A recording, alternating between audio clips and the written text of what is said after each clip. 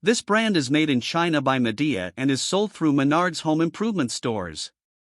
They use self-evaporating condensate technology so that you do not have to dump a bucket of water, but the warranty, especially on the compressor, is not very good.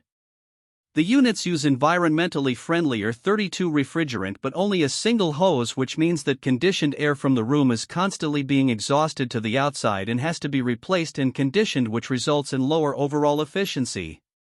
They have sleep and energy saver modes but only use a basic washable filter which does not do much to clean the air. The PAP R1BWT models are basic single-hose cooling-only units, while the PAP14H1BWT models are for heating as well as cooling and include a temperature-sensing remote control for increased comfort and convenience. This brand receives an overall 1-star don't buy rating from HvacRepairGuy. Please share your experiences with this brand in the comments section of the HvacRepairGuy YouTube channel.